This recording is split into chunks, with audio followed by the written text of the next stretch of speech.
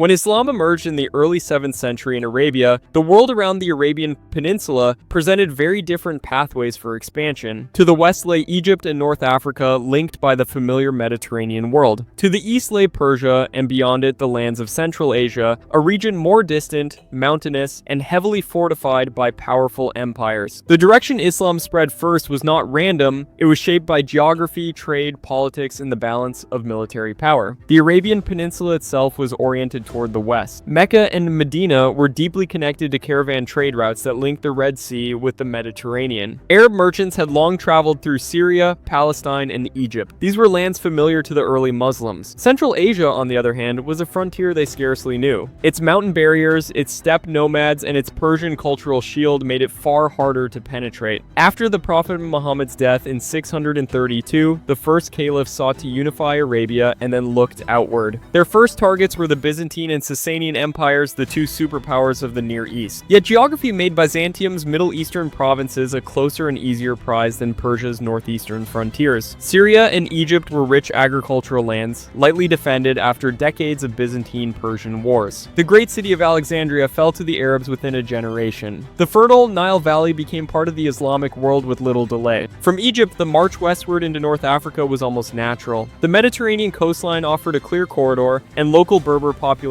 resentful of Byzantine taxation and Christian doctrinal disputes proved open to alliance or conversion. Within decades, Arab armies pushed along the coast through Cyrenaica, Tripolitania, and into the Maghreb. By the early 8th century, Arab-Berber forces crossed into Spain, toppling the Visigothic kingdom in 711. Why this rapid western surge rather than a turn east into Central Asia? The answer lies partly in the condition of Persia. The Arabs did indeed confront and conquer the Sasanian Empire by the mid-7th century, but Persia was not the end of the road. Beyond it stretched vast mountains, deserts, and the Oxus River, guarding the heart of Central Asia. The early caliphates did not immediately have the logistical reach to sustain campaigns in that region. Moreover, Central Asia was not politically fragmented in the same way North Africa was. The region was dominated by the Sogdians, powerful city-states tied into Silk Road trade, and influenced by Turkic nomadic confederations. These societies were well integrated into broader networks with China and India. Unlike the weak Visigoths in Spain or the exhausted Byzantines in Africa, the Central Asian principalities were resilient, defended by geography, and connected to rival great powers like the Tang dynasty. Religion also shaped the speed of expansion. In North Africa, Christianity was present, but divided by sectarian conflict. Many local populations resented Byzantine-imposed orthodoxy. Islam, as a monotheism with simple doctrines and a promise of justice, often appealed as a liberating alternative. In Central Asia, by contrast, Zoroastrianism, Buddhism, and local pagan traditions still thrived. Islam's message did not at first resonate as a political or cultural liberation in the same way it did among the Berbers. There is also the maritime factor. By controlling Egypt and the Maghreb, the Arabs quickly gained access to the Mediterranean Sea. Naval expansion allowed them to threaten Sicily, Italy, and even Constantinople itself. The Western Drive thus opened vast horizons for Islamic power. Central Asia offered no seas, no coasts, no fleets, only caravans and mountain passes. For a newly expanding civilization, the West offered faster, richer, and more strategic gains. When the Arabs finally turned towards Central Asia, it required far more effort. Under the Umayyads, in the late 7th and early 8th centuries, they began pushing beyond Persia, crossing the Oxus into Transoxiana. But here they faced stubborn resistance. The Sogdians allied with Turkic steppe peoples, while the Chinese Tang dynasty provided intermittent support to resist Arab incursions. Battles such as the one at Talis in 751, where Arab and Tang forces clashed, show how contested Central Asia was compared to the relatively swift conquests in the West. In fact, the Islamization of Central Asia took centuries. Conversion was not immediate after conquest. It required the slow work of missionaries, merchants, and Sufi orders. By contrast, North Africa and Spain saw large-scale Islamization and Arabization within a much shorter span, creating enduring Muslim societies. The paradox then is clear. Islam spread west first not because Central Asia was forgotten, but because the West was geographically closer, politically weaker, and strategically more rewarding. Central Asia represented a later, harder frontier one that required consolidation of earlier conquests before it could be tackled. Even within the caliphate, politics played a role. The early rulers in Damascus were more oriented toward the Mediterranean world than the distant steppes. The Umayyads built their legitimacy on controlling the holy cities, the wealthy lands of Syria and Egypt, and the trade routes of the Mediterranean. Central Asia Asia was a side theater until the Abbasids later shifted the caliphate's focus eastward with their capital in Baghdad. In hindsight, both directions mattered. North Africa and Spain turned Islam into a Mediterranean civilization, while Central Asia, once integrated, connected it to the Silk Road and eventually to China and India. But the timing reveals why one direction preceded the other. The West offered ripe fruit-fertile lands, divided peoples, and a quick path to wealth and prestige. The East offered mountains, steppes, and hardened states. For a new faith and a new empire, it was logical to seize the easier, richer prize first. Only later, with more strength and resources, did the caliphates push across the Oxus and bring Islam to Central Asia.